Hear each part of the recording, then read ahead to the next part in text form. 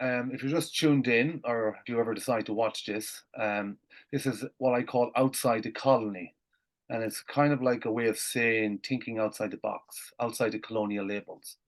And it's a place of no blame and no shame. And we're trying to, I suppose, talk about difficult issues, difficult events that happened in our past or living experiences, and hopefully find some way to overcome that, deal with it, move on. And we have a wonderful lineup of fantastical imaginations. And we're going to start with, as you see them on my screen, Robbie McPhee. I call McPhee. Is it McPhee or McPhee?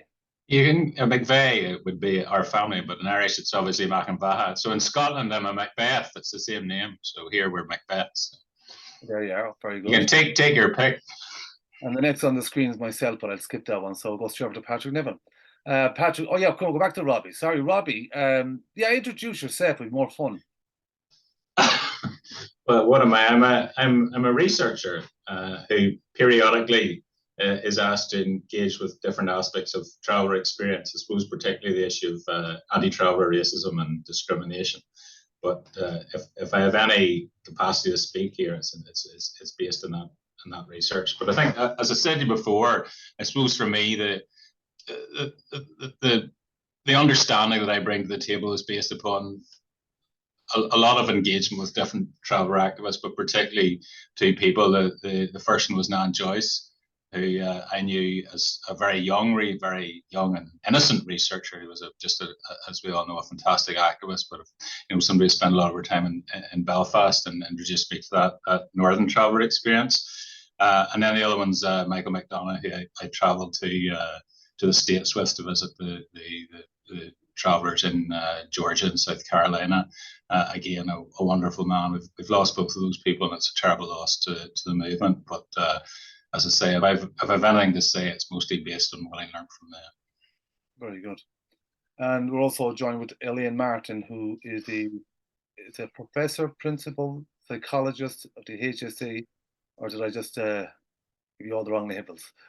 That's all right, Bernard. I'm not a professor, but yes, I'm a counselling psychologist, and I'm in a principal role in the HSE. But I have a special interest in the subject of cultural identity and the Irish psyche in particular. Together with Patrick here, I proposed and organised the conference last year, Irish Travellers, Min Cares and the State, 1922 to 2022. And I'm also deeply involved in cognitive analytic therapy. So I use a lot of the tools of psychotherapy to think about broader cultural and political issues. And what does a psychologist do? What does your work involve? Well, a psychologist, I suppose, psychology is the science. So we study how people behave, think, feel. And in particular, I study how people relate to each other, patterns of relating. I spent most of my career working with adults, listening to adults and in talking therapies with adults who've experienced mental health difficulties. I've done that in the north inner city of Dublin for 20 years, and I'm currently working with people who've experienced human trafficking. So yeah, that's essentially what I do. Well done. Thank you very much. We go to Patrick Niven, who's an Irish traveller based in Dublin, and Patrick's going to tell us a bit about himself. Hi everyone. Hi Bernard. Well, my name is Patrick Niven. I'm the manager of Tallaght Travellers Community Development Project. I was involved in the conference that took place last year in Galway, as Elaine said earlier. I would see myself as a traveller activist, traveller rights activist, and pretty much that's where I'm coming from a perspective of traveller rights, human rights. Is there anything else, Bernard, you want me to say? Or not at the present moment, but that's perfectly fine. And also we'll ask Dylan Foley to give an introduction to himself, or for himself. My background, archaeology. So we obviously, I suppose, how am I involved? Obviously I work with Bernard, and my yeah, archaeology, which, as some people have said to me, how does archaeology cross over? Well, I suppose my thing is the bigger picture in general of how things come to be the way they are. And so through a series of interests, particularly in things like Gaelic Ireland and the demise of Gaelic Ireland, I think that we find a crossover with my friend Bernard here in terms of how did we get where we are. And I think that's an important thing to study in general. So thank you very much. That's where I'm coming from.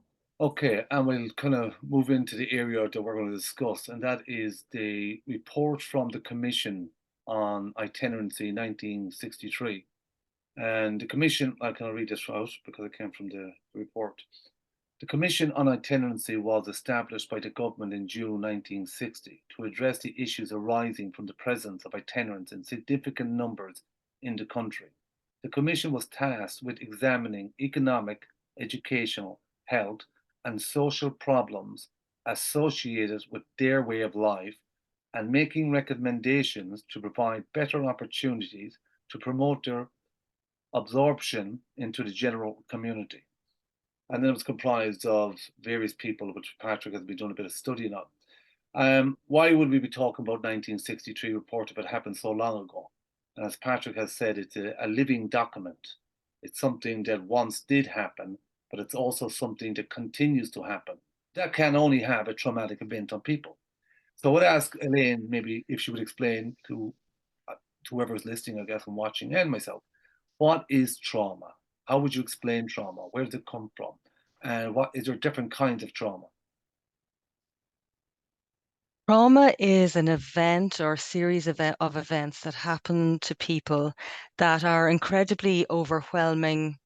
They can be terrible, frightening, and they overwhelm our normal coping mechanisms. So in the short term, people are often left, very frightened, unable to relax. The memories of the events continue to play, sometimes as if they're happening in the present. And there's a pattern of avoidance and vigilance where you want to avoid the things or any reminders of events. Trauma can happen to an individual, but it can also happen to a community. If there's something like a flood, it can happen to a culture. And cultural trauma in particular, trauma that's perpetrated by other human beings, seems to be the one that has the most impact. Cultural trauma, I think, has a particular flavor to it because, and I'm going to quote Foucault here, who describes it as not only are you constructed as different by the colonizer or the people perpetrating cultural trauma, but it has the power to make you see yourself as other. So it's not just that you have been treated in a horrendous way, but because we are relational animals and we can get inside other people's heads, we begin to see ourselves through the eyes of the other. So whether that's somebody who's raping or whether that's somebody who is racially discriminating against us, one of the impacts of trauma is that our relationship with ourselves change. I'll stop there. I'm sure there's loads of things you want to clarify or ask. No, that's pretty good. I'm going to jump straight over to Robbie in this one. Is that what happened? Is that what happened in 1963, that the state had constructed the other, had created the other, accidentally or not, but had somehow or another? Well, yes, and I don't think it was necessarily immediately traumatic, but the reason that it was traumatic, and here we just have to to name what happened immediately. It was an attempt at genocide. It was a program for genocide. There's no ambiguity around that. Our government 60 years ago was saying it would be good to get rid of a particular group of people who were fellow citizens in the state. So you can see why even that declaration, without kind of anything bringing it into effect, is traumatizing in itself.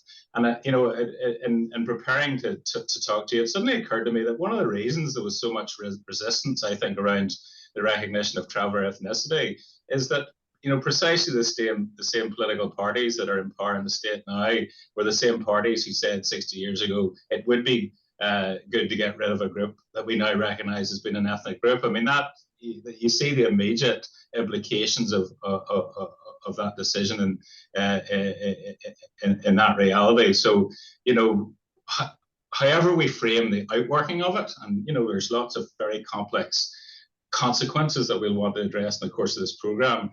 We have to start from that first point, that this was an attempt at genocide, unambiguously, and with a smiling face, but it was an attempt at genocide. And you know, to put that in context, I also have to say that, you know, if you look at what happened in Nazi Germany, if you go back and look at the minutes of the Wannsee Conference, which is seen as being the program for genocide under the Nazis, you know, they didn't say what we need to do is build concentration camps or extermination camps or gas chambers. They just said we have to find a legal way to rid Europe of Jews. That was the neutral language that you use. So in that sense, you know, the kind of benign smiling face of the Irish state 60 years ago isn't that different from the way that the Nazis framed exactly the same project, which was not just about Jews, obviously, but about travellers also across Europe. So that, for me, is the starting point, and that's why it couldn't but be traumatic for anybody who was framed by their own state in that way. Very good.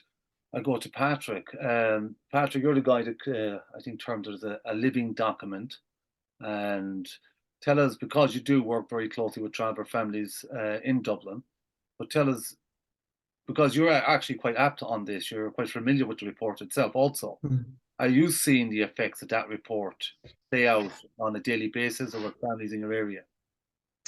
Oh, I do believe that. I believe we've been living with it. We've been living with the, first and foremost, if it just in relation to what Robbie said about genocide, there's no doubt the actual verbalization and the writing and putting that pen to paper in relation to what was stated in the commission is a clear indication that there was genocide to mind. And again, I mean, just because there wasn't, you know, concentration camps or there wasn't a mass rounding up, doesn't make it any less, I would argue, in terms of the language. And Edward Sapir and others talks about that in relation to, you know, language influencing thought and so forth. But that's another debate. But just in relation, yeah, I mean, I've always been struck by the Commission on Itinerancy, and in terms of then when we look at the situation in terms of travellers today in 21st century Ireland, and the social determinants, I would argue, played out to that. They show quite rigorously that are right. I would say that the level of trauma has impacted on us to such an extreme that we're living with the consequences of the 63 report. But just another point, just in relation to Robbie saying there, you opened up with the othering. I would argue that the othering began as early as 1922, probably predated that, but for me, it's the start date for me as a citizen of this state, is the foundation of the Irish state. It began with the verbalization and the rhetoric and the expulsion and the displacement of travellers. And indeed, it entered before the Commission on Itinerancy. They had introduced a form or a type of legislative cleansing as early as 1925. But by no means, it was until they got to between 1960 and 61, the Commission on Itinerancy and then the publication of it, they had decided to put pen to paper, and they decided to call it out and to remove and absorb and assimilate and to culturally annihilate the traveller population. So it is a living document. I mean, again, I can quote the stats: 82% unemployed, 7-1 in terms of the suicide rate among young travellers, young male travellers. Serious issue in relation to educational attainment, and the accommodation issue for travellers is dire, and that is a consistent issue for us since the Commission on Itinerancy, and legislation that was introduced as late as 2002 in relation to the trespass legislation, which essentially made it totally non-viable for travellers to practice a type of nomadism that they would have practiced in the past. The Trespass Legislation Act of 2002. So as early as 25, they introduced a piece of legislation that had there was ethno-profiling. It was Section 20 of the Local Government Act 1925, which gave local authorities the absolute power to evict and to remove and to displace and to continually do that on those who dwelled on the roadside. And then as late as 2002, they introduced the Trespass Legislation Act, which gave the local Gardaí the absolute power to evict and to remove travellers. And it went from being a civil issue into the criminal issue. So essentially, it made it nigh and impossible for those of us who would like to practice to some extent our transient nomadic lifestyle. So yeah, it's a living document, and I'll finish with this, Bernie, because I tend to ramble off on occasions quite a lot. Okay. It's striking that the Commission on Itinerancy, and it's interesting, Robbie connected the existing main parties that exist in power today from that period of time. And what's striking for me is that when you look at the Commission, the makeup of the Commission, the members of the Commission, there has been a tendency in recent years, and I would say in recent decades, to kind of minimize the Commission of Itinerancy, to minimize what it was about, and to wrap it up under the guise of a type of charitable or Christian kind of, yes, they got a few things wrong and so forth, but there was no real intention. It was coming from a sense of altruistic kind of views.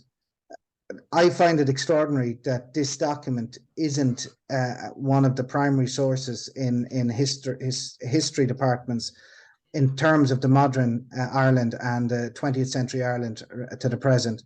And that's why I believe it has to be every opportunity we have to bring it to the fore. Now, the irony is that it's the 60th anniversary this August as well. So I'm hoping that with this and maybe a couple more that we will bring it to the fore, but it has to be looked at for what it is, a very serious document that cannot be washed away or hidden away in archives. It has to be researched and it has to be investigated, and how it has impacted on us as a people. That's just my take on it. If there's anything else. Well, I'll come back to more. I'm going to go back to Elaine again. I'm not skipping Dylan, but I found the question of, I suppose, trauma, the Irish psyche. You've talked about colonization before.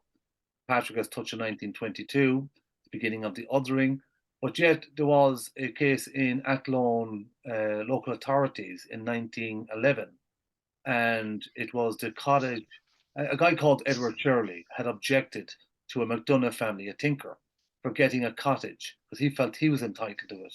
And they had a big debate. And there was a guy called Feely and a guy called Kelly, which seemed to be two strong Irish names. This is 1911 under English rule in the local authority. And they kept referring to McDonoughs belonging to a tribe. They're tinkers, that what would they want the house for? So the recognition and already distinct kind of otherness happened quite a bit, pre-1920, post-1922. I guess the question I'm coming at is, because I always frame it in a colonial context, not just travellers, because when we go back a bit, remember, to where we're called tinkers, go back a bit further, they're called as itinerants, go back a bit further, and I guess we're into a Gaelic culture. So Din sprints came along the way, I guess, and people with the same surnames, we know we share a same ancestral background. So we do have that connection, came broken through colonization. The question I'm asking, How did colonization change the Irish psyche, or had it impacted on the Irish psyche at all? There's a psychological legacy to colonization, impacts that we can see across peoples, whether we're looking at First Nations people in Canada or other Aboriginal peoples. And one of those legacies is a sense of inferiority, but a horizontal violence, where maybe because one is not empowered maybe to challenge the authority of the colonizer, the violence is directed horizontally, often at women and children, or anybody who is more vulnerable in society. And I think I would call this, I think that's what you're describing when you're describing that particular incident in 1911 that's been recorded. Because when you look at the patterns from a psychological perspective in terms of how a colonizer treats the colonized, or how we were treated in Ireland, and when you look at how we treat travelers, it's we, meaning I'm speaking as a sedentary settled kind of majority in Ireland, you know, the treatment of travellers by the Irish state, I think you can see significant parallels. And as a nation, I think having long experienced that sense of being othered and being seen as inferior, you learn how to do that to other people too. So part of the experience not only is it changes your relationship with yourself, but you also learn how to do the thing that is being done to you. So I think that colonization has impacted us psychologically as a nation and continues to impact us in the way that we treat travelers today. I think it's a blind spot, however, in the Irish psyche, because you know, part of our narrative as you know, Irish people is one of, you know, having been serially abused, one of maybe long suffering, and we only see our own victimhood. What we fail to see is the ways in which we can perpetrate that same violence against others. And so not only do we see it being kind of socially acceptable to be racist and use hate speech towards travelers, but we also there's also an ambivalence because and I think Cindy Joyce said this, that in some ways travelers are reminding settled sedentary people of their shameful past. You know, in the past it was Irish people in general who were labeled as violent or drunk or you know, like any amount of denigrating adjectives, and they're the exact same ones that settled sedentary people use against travellers today. Let me ask you now a quick question, because there's so much in that there alone. Is that where then maybe the patterns, the psyche, the attitudes, the mentality that carries over, does that also contribute to what they call intergenerational trauma? A bit like what I said earlier on, how does the healing start if the trauma never ends? Is if the patterns in the systems hadn't changed and the attitudes continued, would that give rise to a kind of a long line of intergenerational trauma? And maybe because we've been looking at intergenerational trauma as internal, maybe it belongs to a more external environment because we go back to the patterns and the systems again. Yeah, intergenerational trauma is a thing we just started talking about in the 1980s because First Nations people were recognizing the amount of suffering that was happening, and some of the ways in which people were coping with that suffering included use of alcohol, and so the addiction and substances, and the sense that we're of people carrying a burden, you know, was something that began to be spoken about. We've since begun to understand more how trauma can be passed from generation to generation. One of the ways is that we are listening to stories where we're, sitting around with our families and maybe hearing of their firsthand experiences of trauma. And again, because of our ability to be so attuned to other people and to kind of get into their minds, that can be traumatizing vicariously, just hearing stories of people that we care about who were harmed. But there's also the unspoken communication, maybe things that cannot be said, never talked about, and somebody gets a felt sense that there's a sensitivity. What we know from some great studies in Northern Ireland are that trauma changes how we relate to people.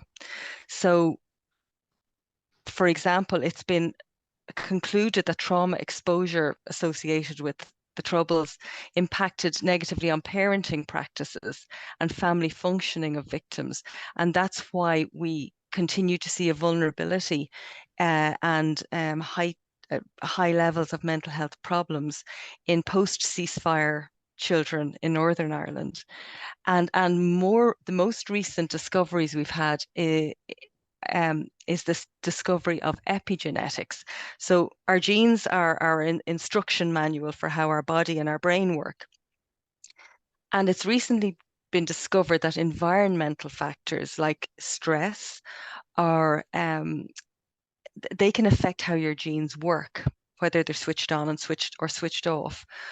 So, for example, children of Holocaust survivors who had PTSD were born with low cortisol levels. So similar to their parents, they were predisposed to symptoms that a previous generation had suffered. So even though they hadn't been exposed to their parents' stories, their bodies had changed so that they were more vulnerable to trauma.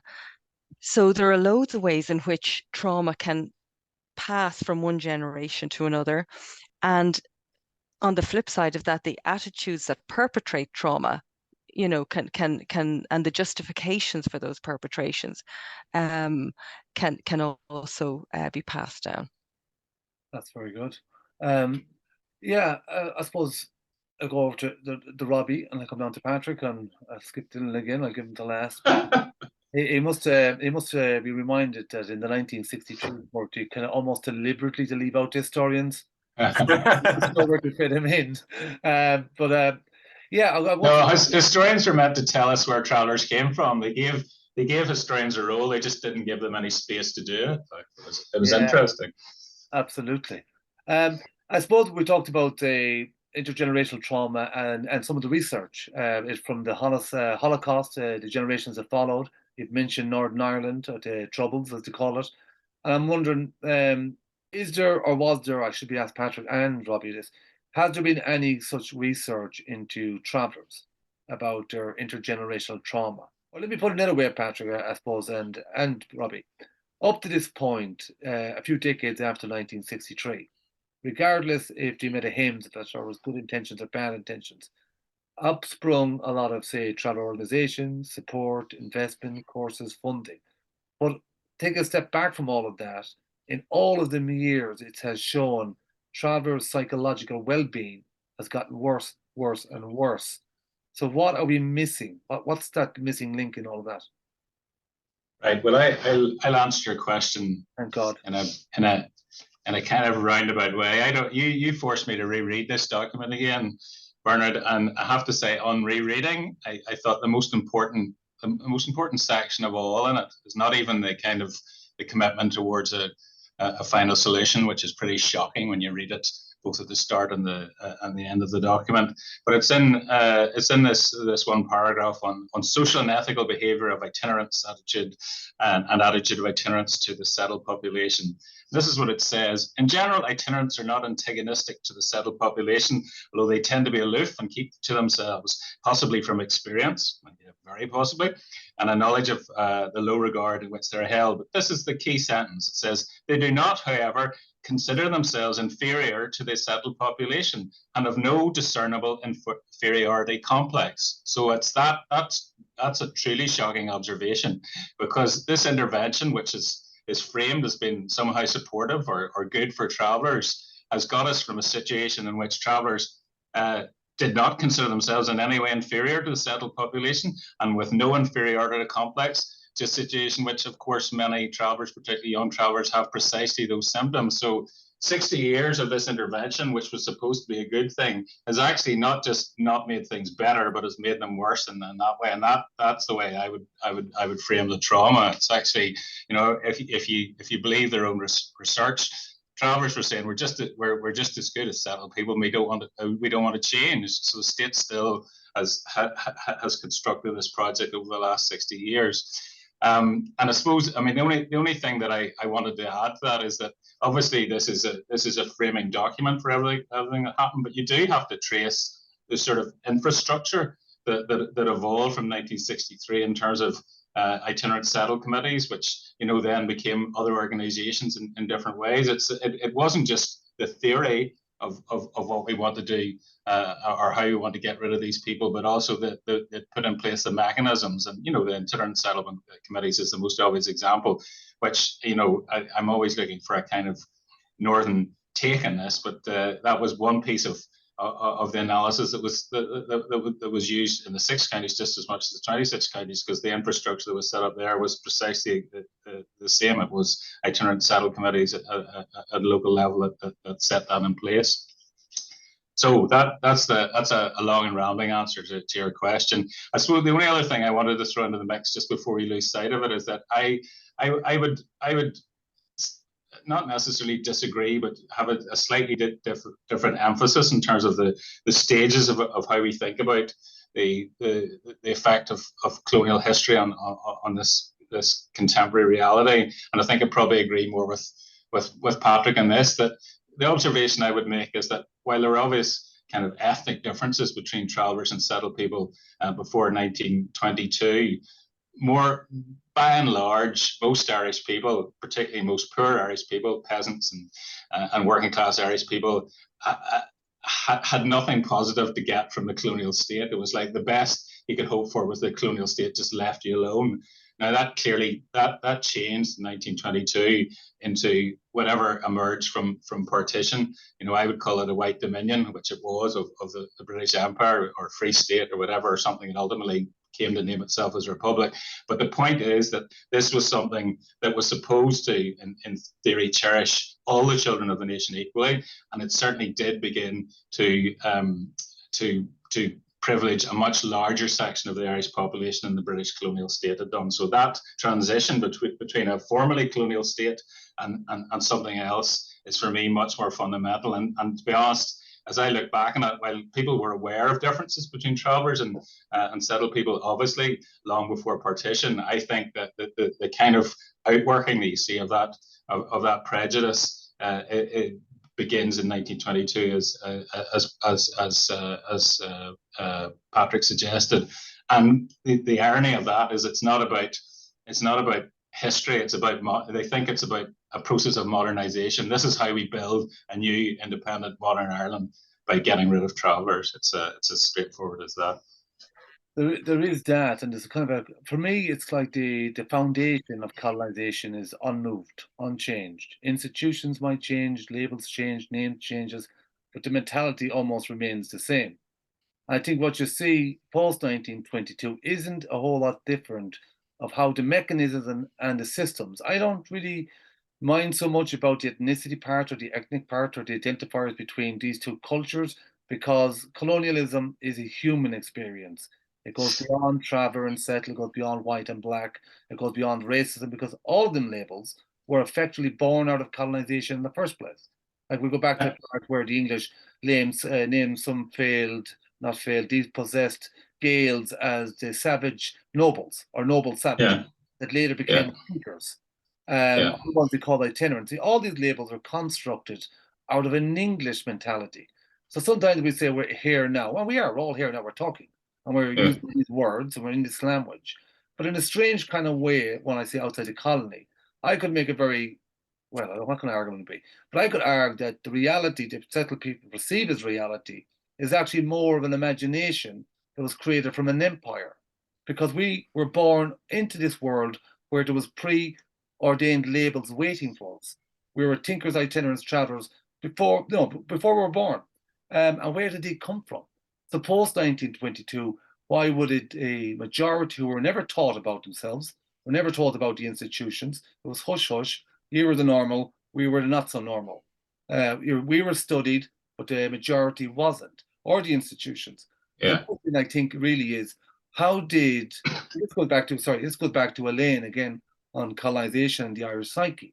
Because every child that grew up in any environment, working class, middle class, elite class, which are all colonial, would not know the difference. They would have perceived that as a reality. So how did we get to a point here that the majority, I'm not covering my phone. No, you're grand. How did the majority of people today end up in environments using labels thinkers and travelers against an Irish people where there were once English labels and identities? I'll leave that open to anyone that wants to. Yeah, Scott, you might be heading straight into the department, into my department, or in a way. Good, I'm dead. Yeah, go ahead, Dylan. Yeah. Well, I would agree. All of what you're saying there is interesting. I mean, the framework, I would say, like with nuts and bolts of it, just to get like a machine, like almost like a machine. Like, so let's say Dublin is a machine, you know. I think it's important to understand that the frame.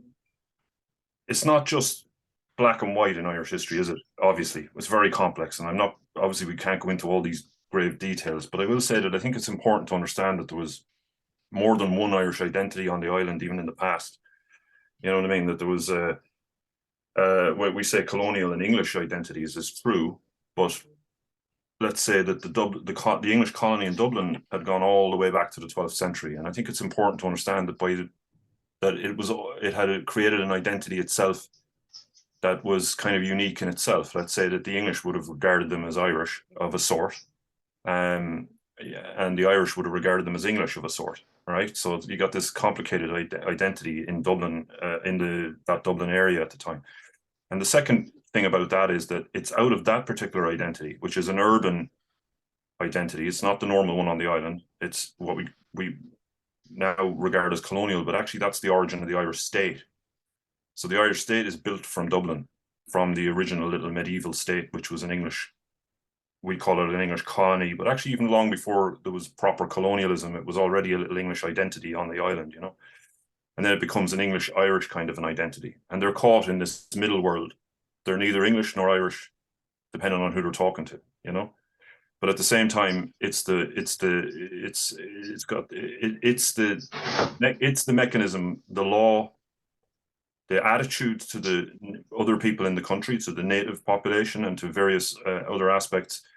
The way that it sees the world and its psychology of Dublin is all built up is transferred over into when it becomes a state. So the state itself is a construction out of that. It's not constructed by the Irish people, by the Irish native people, who by and large have very little to do with that because of the way the history worked. And so like what Robbie was saying about them setting out in the 1920s, or let's say, or a time like that, we would, if we know that and we look at the pattern of what they're doing, does it change or do they do anything radical or whatever? Well, we know that the empire as we know it arrives in the 1600s, say, to about 1922. The English are more or less in kind of controlling the island. But when we take the English away, why would we still have the problems we're talking about? Well, we would have those problems if what I'm saying is the island, Dublin, the Irish state, there was an Irish identity, a form of Irish identity that was, its origin was in England. That already saw itself as different to the rest of the native population, if you know what I mean, and regarded itself as being the ones that they were the real Catholics. This is all in the medieval history, but they were the real Catholics, the ones that really were civilized, and that the English referred to as civil Irish, the ones that were the ones that were settled, the ones that lived in houses, the ones that ran shops, the ones that believed in the law in like what was in the rest of Europe, and not the ones that lived in clans and all the rest of it. So that identity, that was already there, that division, if you know what I mean. And under the empire, that kind of gets masked a little bit. And so we could say that maybe in 1922, if we take away the Grand Empire, that maybe something like that, that identity division will reemerge. And to be honest, we kind of see that. And I noticed from reading the report, I was having a look at it earlier, and it's fascinating in the sense that, as Robbie had said, that's what I was trying to say, as Robbie was saying that they were setting out to do something different, but they didn't do anything different at all. That in fact, it's not that radical that they would try to absorb the Irish population, because that's exactly what was set out to be done in the 16th century. And this was ran from Dublin in the 16th century, that the rest of the island should be changed to the way of living of the Pale. That they're savages, that they should be living in houses, that they should be, this is what's normal. And this was an Irish program in a way. If you take the Pale as being an Irish identity, this was an Irish program as much as an English one. It was backed by the English Empire, but it was administered from the east of the country, you know. And it thought that it had the right to rule the country in that certain sense, you know. And its job and the laws that it created and all of the rest of them initially used to apply only to the Pale, but eventually were extended to the whole country. And I noticed in the report that it's although it's trying to be a little bit progressive about things in 1963, it actually says things like it invokes the Vagrancy Acts and from 1847. Yeah. Obviously, these Vagrancy Acts go from 1847, they go all the way back to the 1500s. And originally applied just to the English population, but over time, of course, as they dispossess the Irish from the land, they become technically, from the eyes of Dublin, they're now vagrants. The vagrancy laws apply to them, and they sweep away any historical, any kind of history to the people, you know. So they weren't, you know, reject any sort of knowledge that they actually had been on the land in any sense. So it has a different twist in Ireland, obviously. You apply a Vagrancy Act in England to dispossess people. They were doing it there as well. But that's English to the English underclass, or creating an underclass. In Ireland, it has a different context because it's colonial, so it's targeting an entire culture. And that makes, as we were talking about, a kind of ethnic issue. And I see that they have they're very concerned in it about exactly the things we would expect if it had been a continuity from the Middle Ages right through the empire and right into now. We have, like, they're concerned about trespass laws.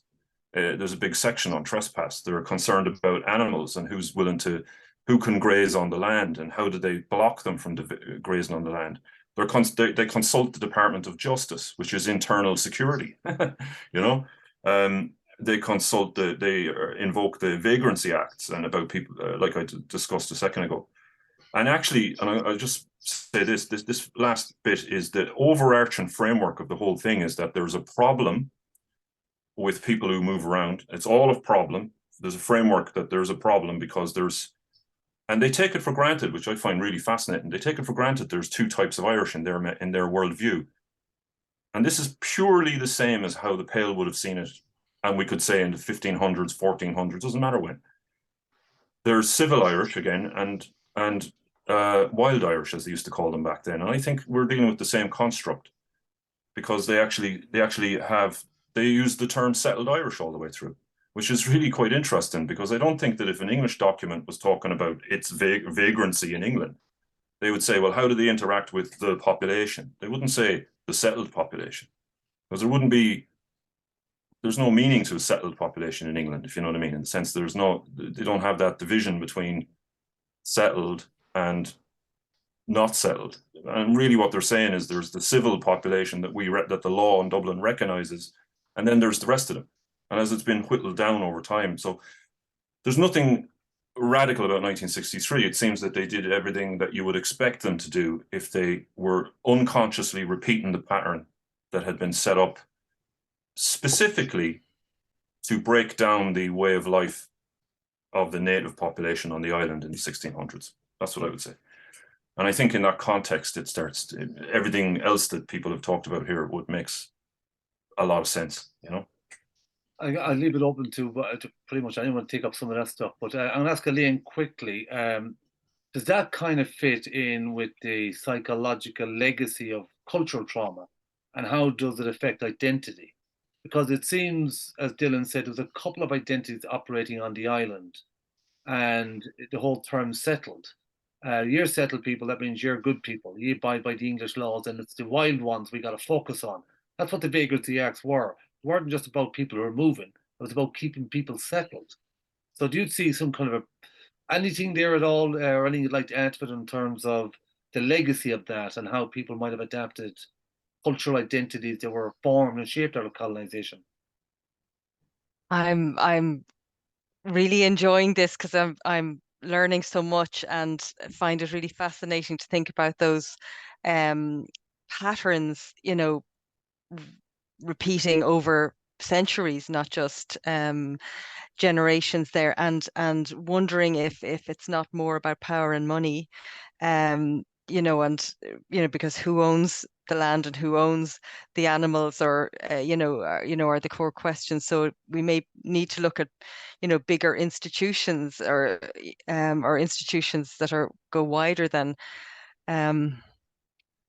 just colonization. But in asking about the legacy on identity, um, we often like to think that identity is quite fixed, but in fact it's quite fluid. I mean, a person's identity will change over time to accommodate new experiences. So if you become a parent, you know, your identity changes, or you might change your job, and you know, your identity shifts.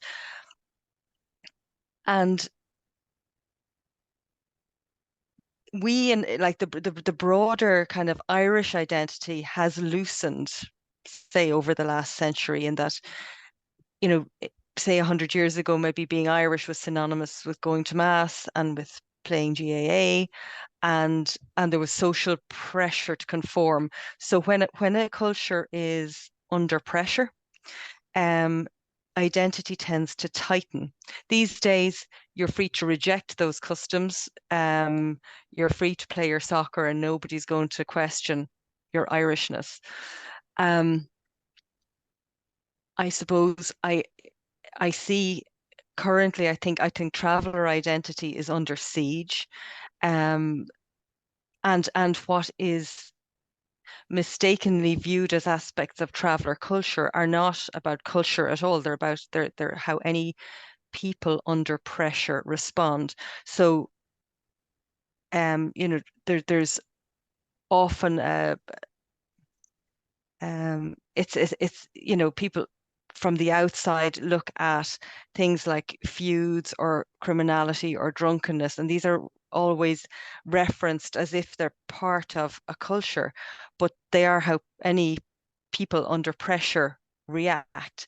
And so I think the bit that I think is particularly painful too is that when um, when you experience racial prejudice, you tend to need to lean into your culture for support, and things like being able to celebrate, you know, who you are, your language, your customs.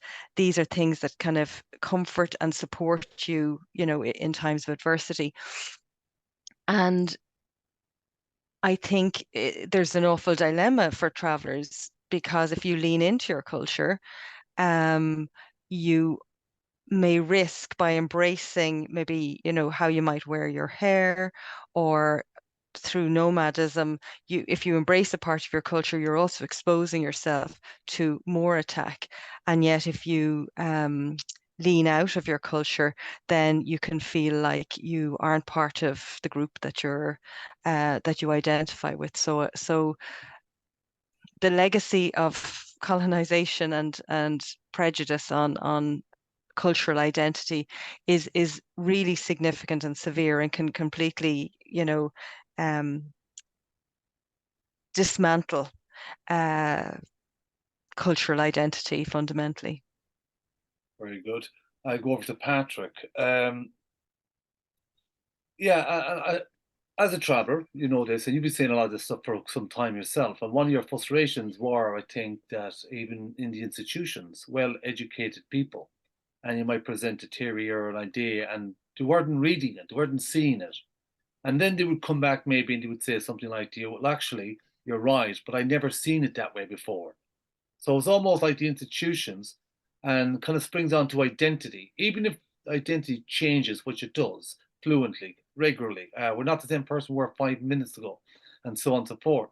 But what maintained it then? Was it because the vagrancy acts, the policies, the attitudes, all of them had an identity that came with the colonizers? So if you were to take a huge step back, you would say that our identity was maintained and kept going because the identity of the colonizer systems had never changed in the first place. Yes, even using the geneticists who say there was a divergence X amount of time ago, fits in with colonization, it fits in with a lot of other things, the immersion of the Irish language or the Cant language, and so on and so forth. If we were to use the recent scientific one and say that travelers have a pre-industrial gut bacteria, pre-industrial means more than 500 years ago, before colonization. So we know now that these people must be indigenous to the island. That's an easy question there. I suppose just to frame it in terms of our book, I think the obvious answer is that no part of Ireland is decolonized, whether it's travellers or settled people north or south. So the whole island still has to go through a process of quite profound decolonization, and some of the traumas that Elaine has spoken to in the north are there in the south as well and unresolved. So just as a political observation, that's why the revolution isn't finished. That's why we still have a job of work to do to actually work through the legacy of colonialism for all of us. That's a big political task, but nevertheless, it's a task that sooner or later we'll have to face up to.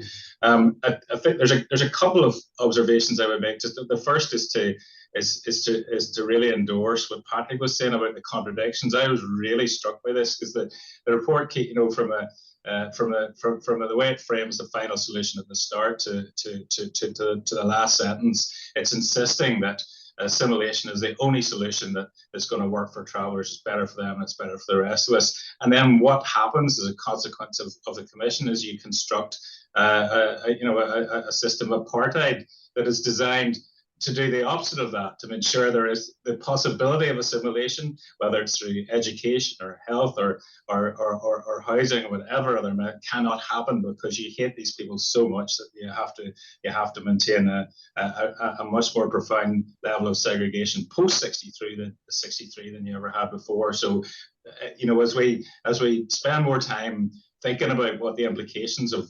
the commission are, I think that contradiction is really profoundly important, and so I just wanted to echo Patrick on that. It really struck me. I think when you think about what it actually says it's trying to do, it did precisely the opposite of what it said it was meant to achieve. There's just a couple of other points I wanted to make in terms of stuff we've covered over. The first is in terms of the notion of continuity in the Irish language. I hadn't even looked at this before, but the title of the commission in Irish is An Commission Strochiocht, which I think Deneen translated as a vagabond or an unbidden guest. So the weird thing about that is that you had in Irish, of course, there's lots of words you could use, like look shul or tinkery or whatever. Like there was lots of words in Irish that described the population that we know as travellers, but they can't do that because they've already invented this concept of itinerancy. So then they have to reinvent this new Irish term of vagabondage or straocht, which is just really bizarre. But it does begin to tell you something about how this project was something that both looked backwards and forwards.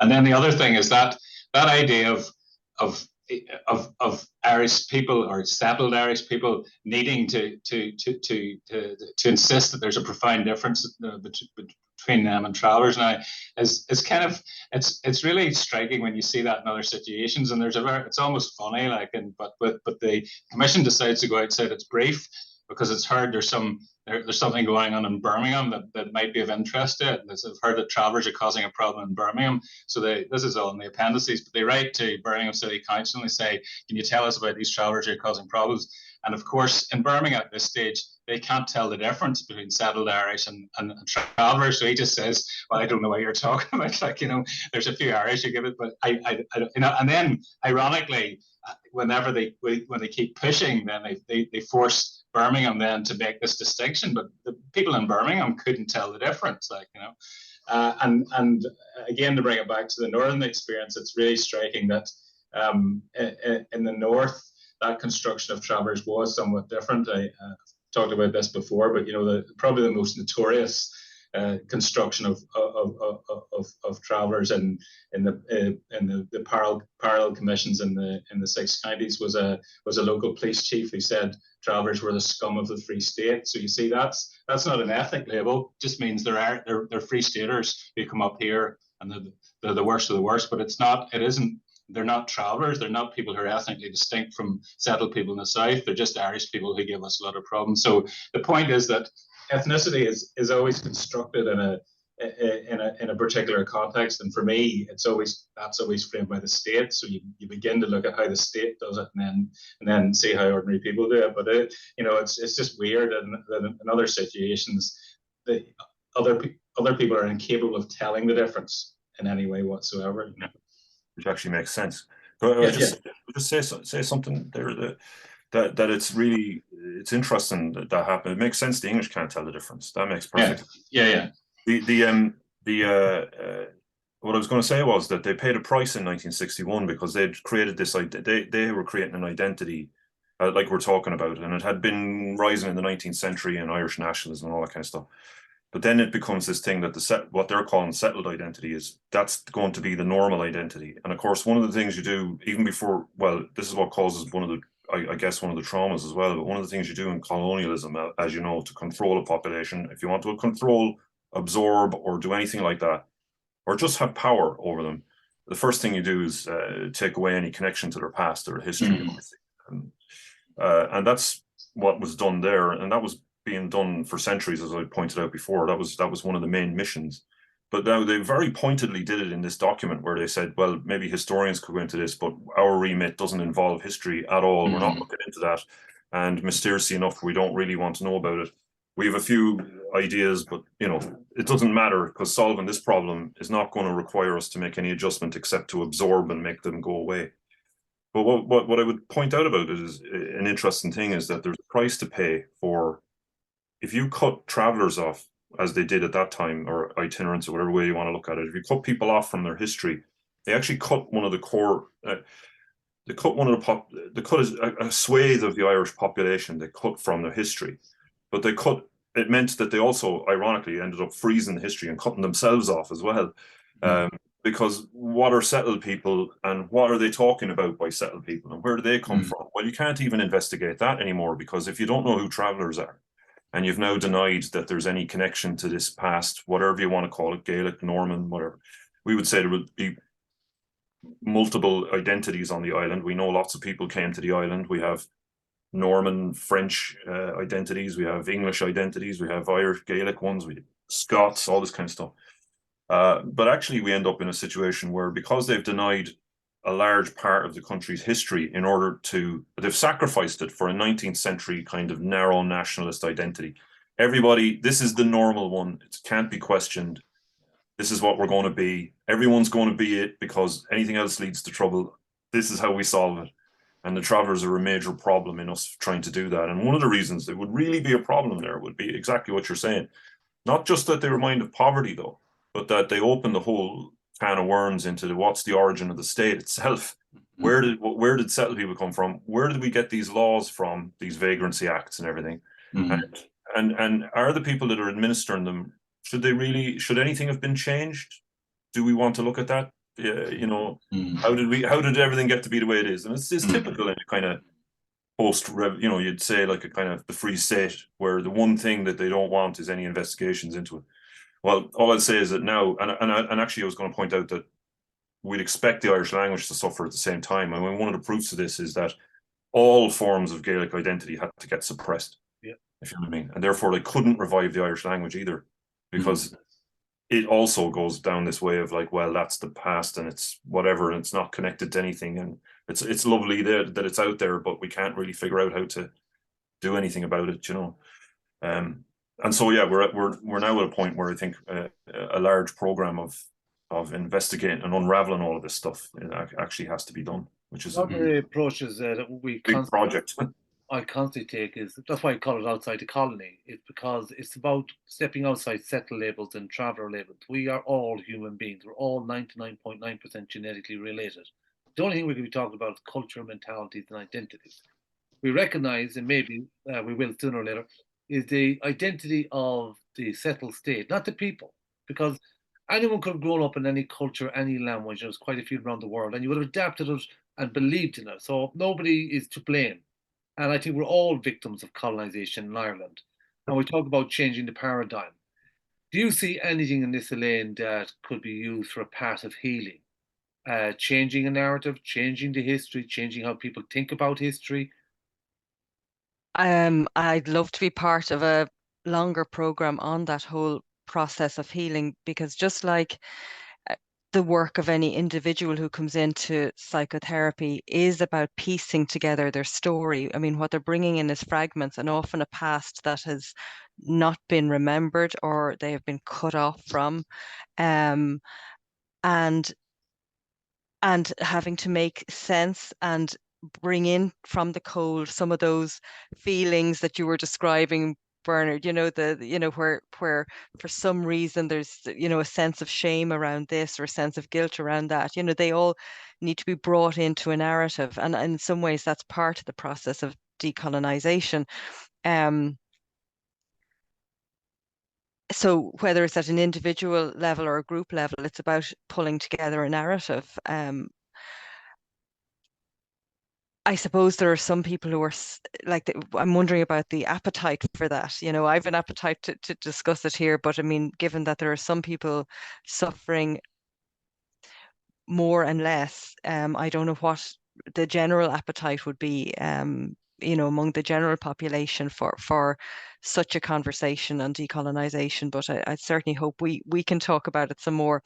I suppose thinking about mental health and generally about healing, you can't support an individual's mental health while you're trying to destroy their culture. Those two things are anathema. Like we are living, breathing things, just like vegetables and plants, and it's like trying to keep a plant alive while poisoning the environment. We need to look at the bigger circles that envelop us as human beings, and I suppose we've fallen foul in the last 100 years of importing. And when we think about people, we think about individuals, and our psychology tends to be very individualistic. But we are cultural beings, and we are deeply able to relate, and all we want to do is to relate and to belong. These are fundamental human needs. And if we and we can cut people off from those needs being met through social and political decisions. So I think the process of healing and the process of decolonization, they are the one conversation, and the process of supporting mental health of a people or of a country, that's all part of the same conversation. I notice in my own past, because we're all conscious beings. And at a very young age, I was conscious there was a difference between us and settled people. And a few years afterwards, I watched this movie called The Village of the Damned, with all these blonde-haired children in uniform, and they're walking around in unison, and they'd stop and they'd look. But I had a flashback, like an anchor memory. It's my first day at school, felt very much like that. But it never left me. So I had a curious mind. And I like sci-fi movies, Star Trek, Final Frontiers, and different cultures and different species and different ways of seeing things. So I kind of grew up with that, and I was always, I suppose, yeah. Then I said the institutions themselves were designed by settled people, and if we kept doing the settled people course and do this, do that, would we not be seeing the world through a settled person? Now, I was in settled at the time, but it's really a colonial institution. Trinity College, Maynooth College, King's Inn, all them institutions and foundation upwards have a psyche within their own right, and they see the world through a British English mentality. This is why, to present day, people don't know who travellers are. It's why you can't find us in the institutions or in the political arena or anywhere else, even in NGOs, because somehow or another this kind of narrative has been suppressed. And this isn't a new narrative. Michael McDonough talked about this. We all had missing pieces of it. He talked about a mindset. Max Casey's uncle, Canty Macaulay, I think was. Somebody else had written a book talking about the psychology of it, about the difference between thinkers and settled. So it's been there, but it feels like it's been suppressed. So I'm going to slide over to Patrick Nevin. I keep talking. Can I come in on that point? I just wanted to make a point in connection to you and what else.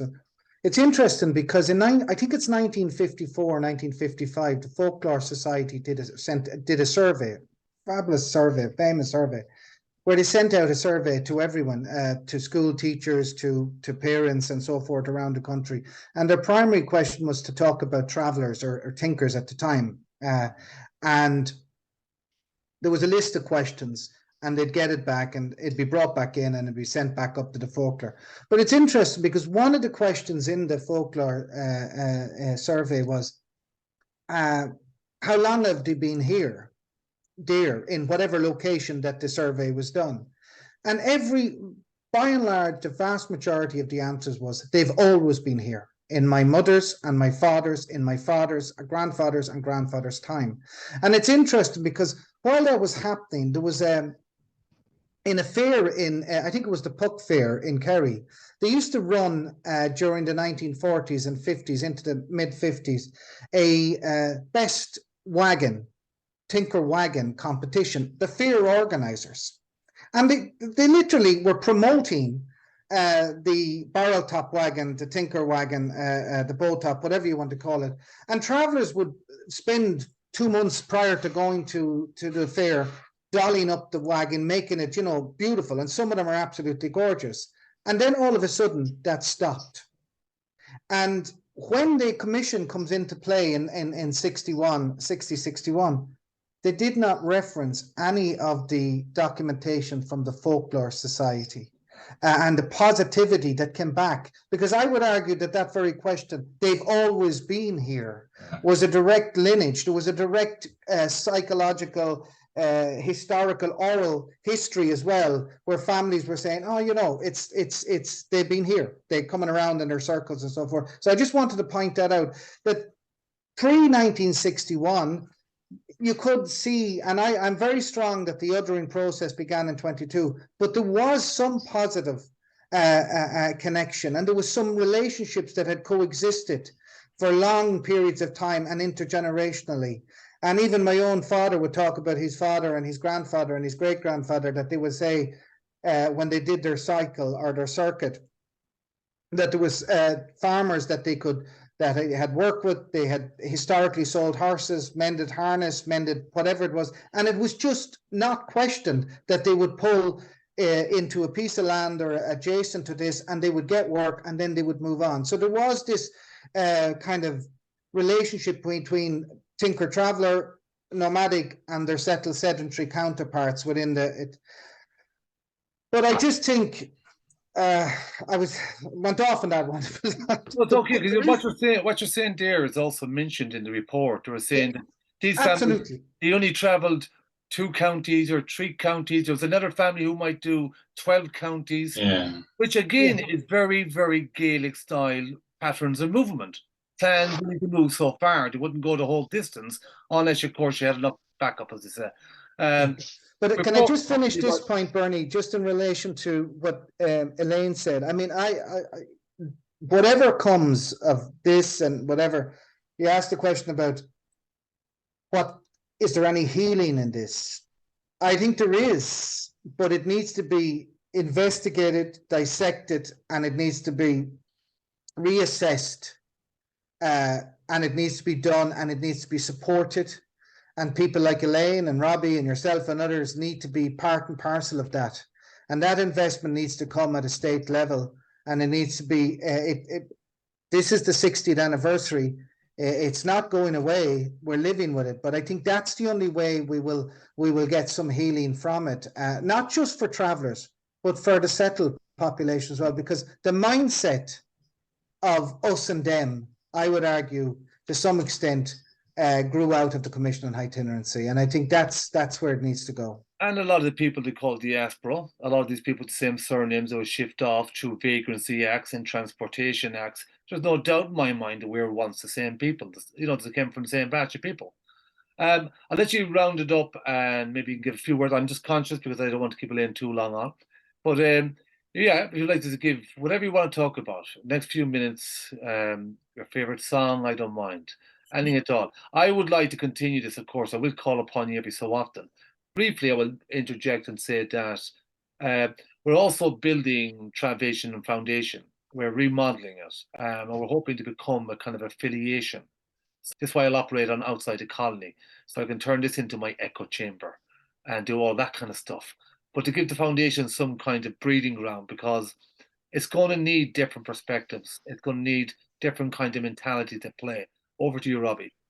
Yeah, just before we lose sight of that what is to be done question, I mean, just to again echo what Patrick's saying is there has to be a formal repudiation of this report, because I mean there've been two subsequent state task force which drew in the work and reframed the analysis in different ways, but there's never been a formal repudiation, you know, and you know we started with the observation around its genocidal implications, which are unambiguous. There's no state that can stand over this report 60 years down the line, and there should be a formal repudiation, and there should be an apology. So, you know, whether whoever that is taken up by, the demand has to be made. There's no question about that. It will continue to live until the state that constructed it and published it, put it in the public domain, repudiates it and apologizes for it. Elaine, is there any final words you'd like to add? No, I'd echo what Robbie said. I think you cannot ask anybody who is oppressed to, you know, cast off their chains. That it is for people in power, and for the state to lead out on any process of decolonization or making good and making reparation. Yeah. Dylan? I would say that the state, yeah, so they often get nervous. The likes of the state and others are going. If what we're saying is true, they'll often get nervous about any mentions of things like that. And I would also say that even when we discuss things like when we mention about it, English law or English this or that or whatever, and we don't mean it pejoratively. I think the whole country is enriched by the recovery of the history of all the different types of people who were on this island. And I think it's necessary that, as we know from the historian Stephen Ellis there in Galway, who's retired a while ago, he was telling the history of the English in Ireland, which is another history, ironically, suppressed by the suppression of the history in general, if you know what I mean. So we're not allowed to talk about that either, because everyone has this set one form of Irish identity, if you see what I mean. And therefore, even the English history in Ireland, which is a long and rich history, and yes, controversial in some ways, but it's there, and it's very, very important. We all speak English now, and therefore, you know, that needs to be told as well. And it will be. It can't be, as long as we're suppressing each side of everything. You know, the Gaelic world, very few people can understand that it was a real thing anymore. You know, it's almost out of grasp, and of course, yeah, like I said, the English history is missing, and it's not a threat to the state if it engages with it. It's more of a threat if it keeps trying to suppress things, and that's kind of what I would say. So I would agree with your. Yeah, I'd like to think also it is part of that kind of art, because a lot of what Ireland's culture is a lot to do with arts. To create an art form, to create what we think the world looks like and what it feels like and what it is to be like in this world. And I think that's the only true way people, particularly travellers, would be able to grasp it, see it, feel it, and be it, because words alone will not do it. And of course, when we're in disciplined worlds such as your own, the jargon is specialised. So we lose even more people. So for me, it'll always be an art form that I think we need to create. And I come from the understanding, again, that we're all 99% genetically related. We're all victims because it had started centuries ago. It's systematic. It's also what I would say subconscious, because we grew up in it as children, one generation after another, and we believed the things we were told. So I think there's something about all of this that benefits all of Ireland. And I'd like to think other groups around the world, because the 1963 report, which I'll be talking about one person from Canada very soon, also had a 1963 Commission report on the First Natives. And there's been so many similar reports. And to me, that'll be the colonial mentality, the Western Front, how England and Europe are all interconnected and so on and so forth. So I'll go over to Patrick and find out if there's any final words, or is there anything you'd like to add? No, I agree with everything that's been said to some extent, maybe slightly different. Just to cover yourself. Yeah, but no, I'm like 97% in there, guys. no, there is one point, and it's just Dylan talked about there, the suppression of identities to some extent, the suppression of the English. I mean, there lies the problem. We had a type, and we still do have a type of, I would argue, extreme nationalism that has been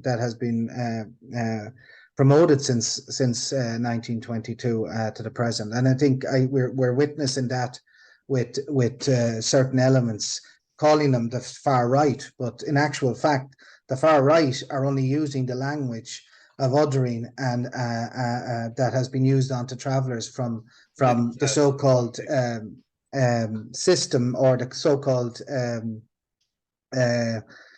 I suppose the guys that have been in power for so long. But I want to just make this point. I mean, I do think we have to have a recognition of the damage of the Commission on Itinerancy. It has to be formally acknowledged by the state and by the state apparatus, and it has to put in place then, or at least discuss a reparations process that would benefit tinker travellers, and not just tinker travellers, but settled sedentary and the majority society at large as well. And that's my argument about it. So yeah, that's fair and just. Have we got everyone? We'll go around again. I want to thank each and every one of you for coming on, and I hope we can do this a couple of more occasions. We'll get a bit better at it and more relaxed at it, and we'll have a few different people on. Yeah, because it's difficult to get to the part where you'd like to talk about all the nice stuff and the healing and the benefits of all, because you're still living in an environment that's very real and live. Like, I'm telling you, I couldn't stress enough how I get stressed when my phone rings, when one of my children rings, because I'm thinking automatically, and I know I shouldn't, because I should have enough sort of understanding to get over it. But that's what trauma is. And no one can tell another person what they think isn't or isn't real. Because if it's real in your mind, it's real in your brain activity, and then it comes real in the stresses in your body. And that's what breaks down a lot of trappers. Thank each and every one of you. I hope we stay in touch. And yeah, thank you very much, each and every one of you. Sam. Thanks, Bernie. See you guys. Talk soon. Bye-bye. Thanks, folks. Bye-bye, Elaine. Bye-bye.